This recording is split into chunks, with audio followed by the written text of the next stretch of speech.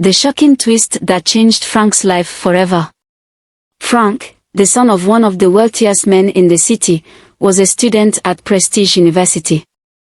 Everyone on campus knew him not just for his father's money, but for the lifestyle he led.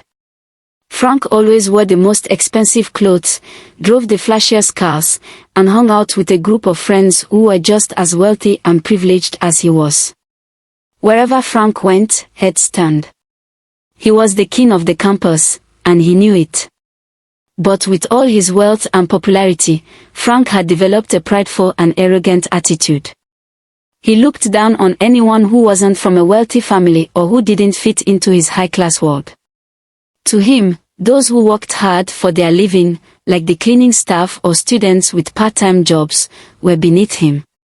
In stark contrast to Frank was Precious, a young girl from a poor family. Precious was smart, diligent, and determined to succeed, despite her humble beginnings. She had earned a scholarship to attend Prestige University, and she worked multiple part-time jobs to support herself and pay for the little things her scholarship didn't cover. Precious was often seen doing menial jobs around the campus, cleaning classrooms, cooking in the cafeteria, and even cleaning student rooms. Despite her hard work, she was often the target of ridicule by the wealthier students.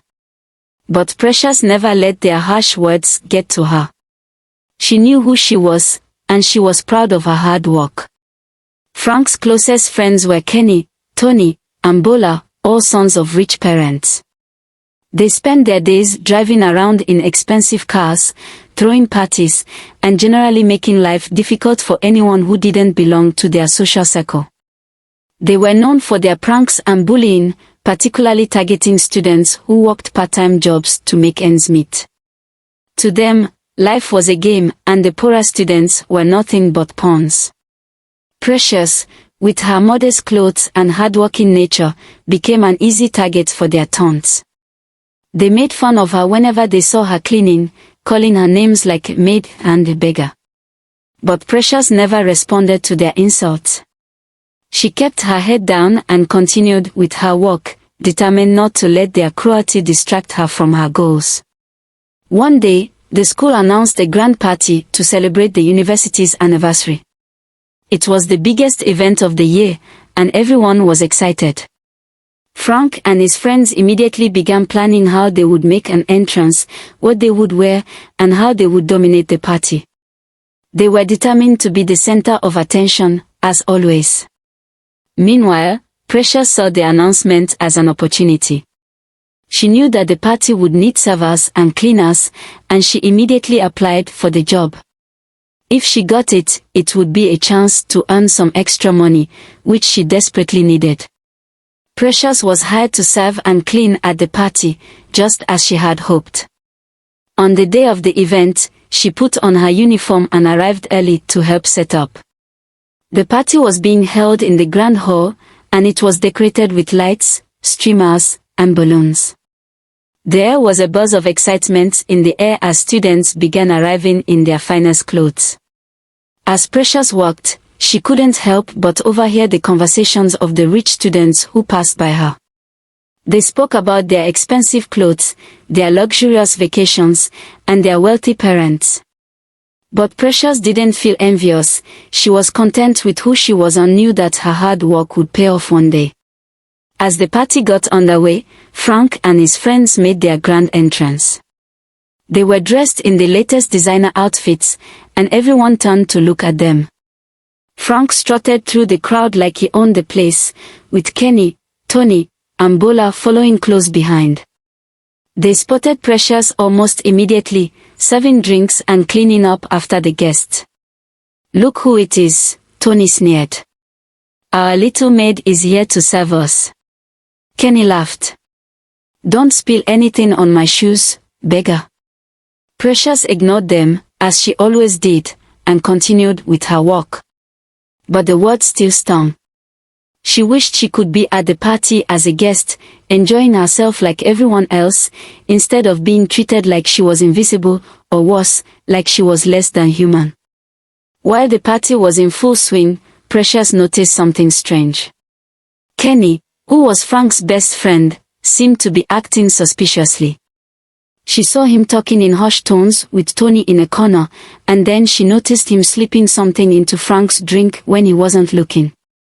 At first, Precious couldn't believe what she had seen. Why would Kenny do something like that to his own friend? But the more she thought about it, the more she realized that something was seriously wrong. She had to do something, but she didn't know how Frank would react if she tried to warn him. Summoning all her courage, Precious approached Frank, who was lounging with his friends. He looked at her with disdain, clearly annoyed that she had dared to speak to him.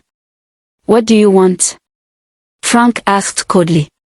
"Frank, I need to tell you something important," Precious said quietly. "I saw Kenny put something in your drink. I think it might be poison." Frank stared at her for a moment, then burst out laughing. "Are you serious? You think my best friend would poison me? Get out of here with your nonsense." But Precious didn't back down. "I'm telling you the truth. Please, don't drink it. Just check your drink before you do anything." Frank was about to brush her off again, but something in Precious's eyes made him pause. She looked so sincere and worried. Reluctantly, he picked up the drink and examined it closely. To his shock, he noticed a faint, unusual smell coming from the liquid. Frank's heart pounded as he realized Precious might be right. He looked over at Kenny, who was watching him closely. Frank felt a wave of anger and betrayal wash over him. He couldn't believe that Kenny, his closest friend, would do something like this. "Kenny, what is this?" Frank demanded, holding up the drink. Kenny's face paled, but he quickly tried to play it off. "What are you talking about?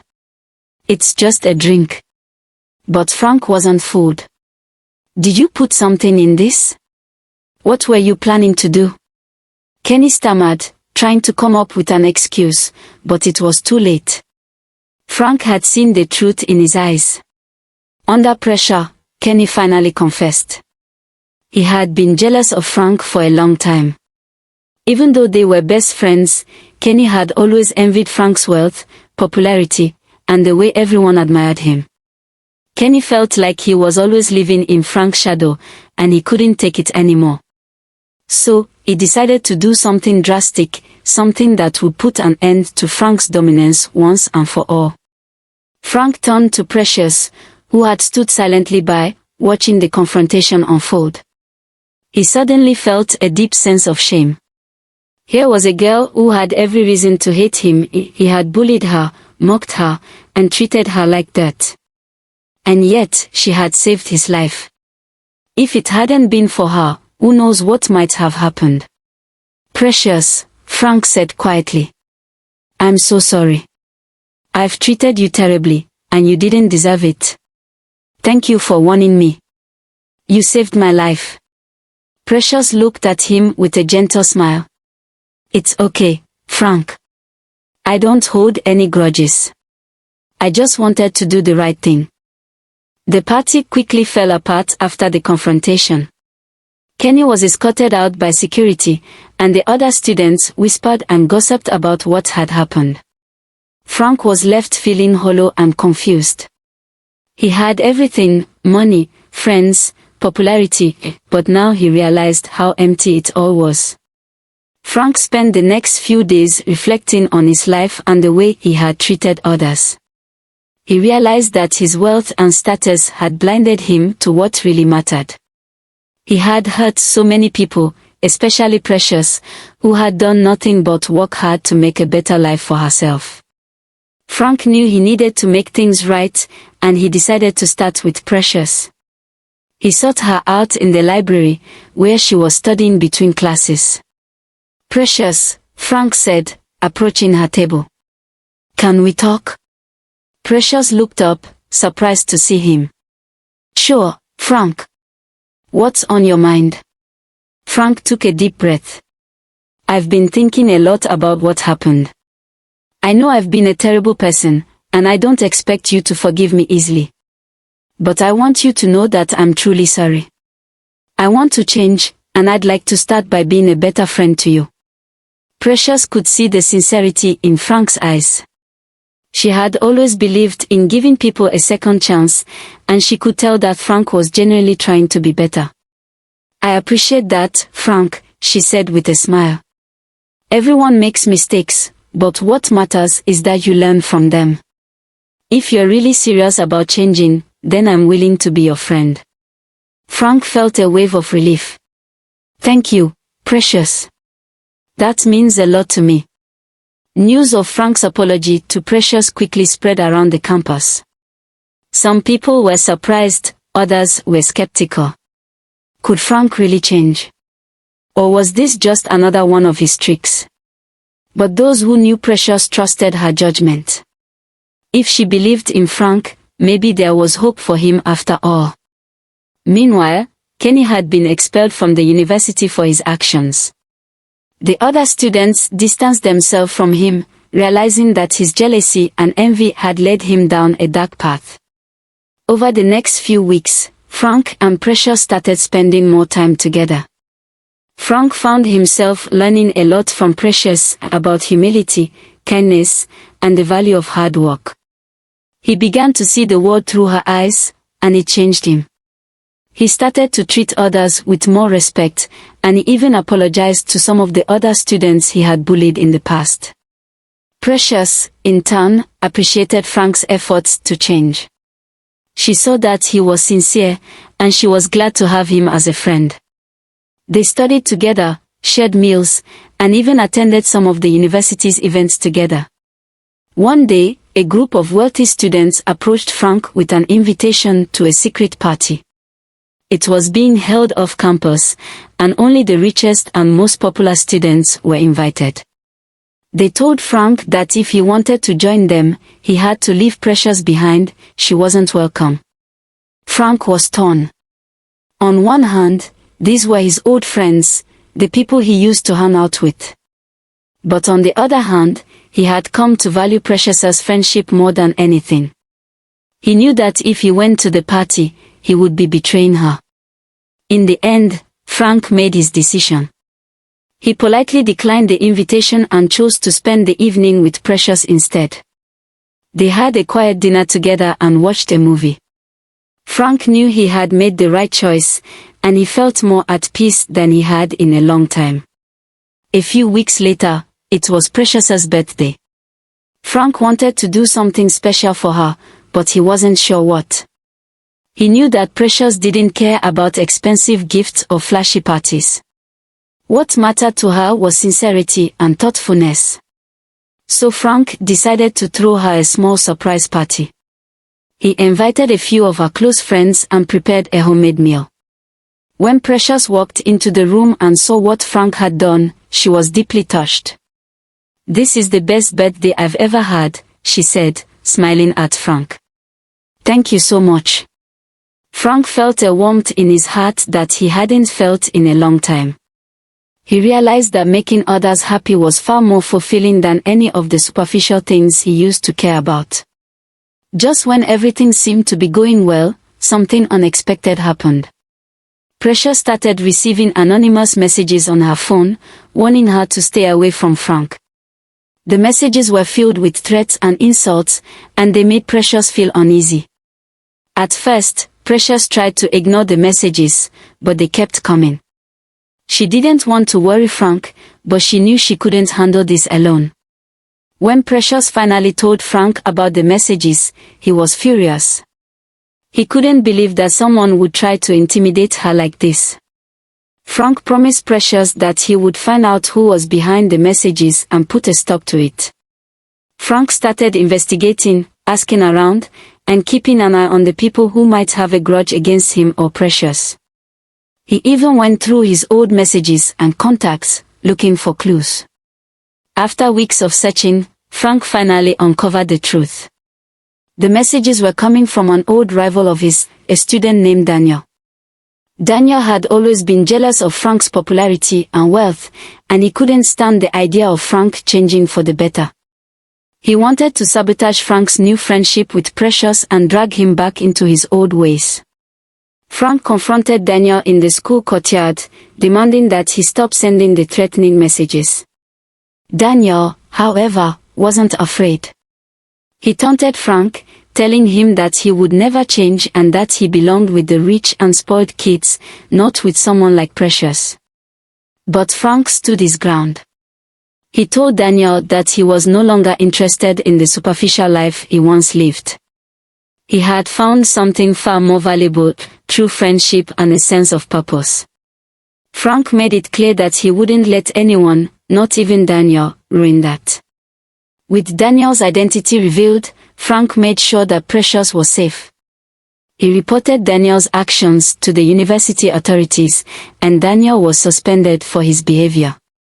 Precious was relieved, but she couldn't shake the feeling that she had become a target because of her friendship with Frank. Frank reassured Precious that he would always stand by her side.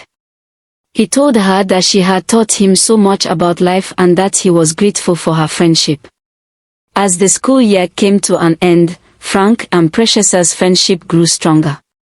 Frank had completely transformed from the arrogant, wealthy kid he once was into someone who valued kindness, humility, and hard work. Precious, in turn, had gained a true friend who understood her and appreciated her for who she was. They both looked forward to the future, knowing that whatever challenges came their way, they would face them together. A word of advice. As the story of Frank and Precious spread throughout the university, it became a lesson for everyone. It showed that true friendship is not about wealth or status, but about loyalty, respect, and understanding. It also taught the importance of standing up for what's right, even when it's difficult. Moral lesson. Remember that wealth and popularity are not the most important things in life.